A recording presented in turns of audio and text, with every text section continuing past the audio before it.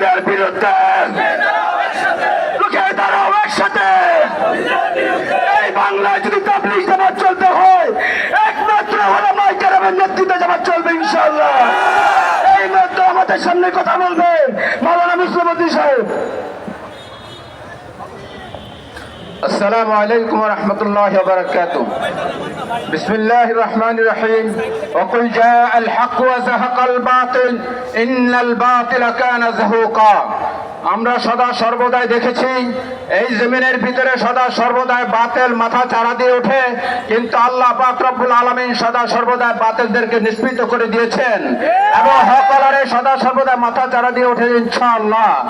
এই বাংলা দারুল উলুম দেওবন্দের অনুসারী বাংলাদেশ, এই বাংলাদেশ হক্কানি উলামায়ে কেরামদের বাংলাদেশ, এই বাংলাদেশ একমাত্র হক দাওয়াত ও তাবলীগের বাংলাদেশ, এই বাংলাদেশ সাহাবায়ে কেরামদের বাংলাদেশ, এই বাংলাদেশ নবী আউলিয়াদের বাংলাদেশ। এই বাংলাদেশে কোনো জাতপন্থীরা ঠাঁই পাবে না এবং এই বাংলাদেশের ভিতরে, এই বাংলাদেশের কোনো জমিনে, কোনো এলাকায়, কোনো থানায়, কোনো গ্রামে, কোনো গঞ্জে, কোনো ইউনিয়নে, কোনো মসজিদে জাতপন্থীদের কোনো ঠাঁই দেওয়া হবে না। আমি আবারও সাবধান করে বলে দিতে চাই, ওই গুন্ডা ওয়াসিফ, ওই গুন্ডা আব্দুল্লাহ, ওদেরকে 24 ঘন্টার ভিতরে গ্রেফতার করে জেলখানার ভিতরে ঢোকানো হোক। ঠিক কি ঠিক না?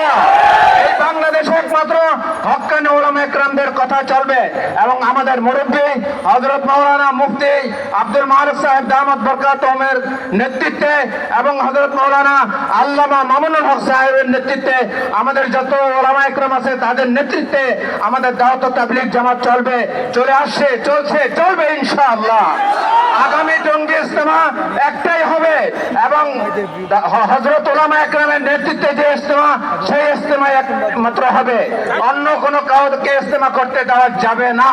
এবং যারা নাকি আমাদের ভাইদের, মুসল্লিদের, মাদ্রাসার কচি কাঁচা বাচ্চাদের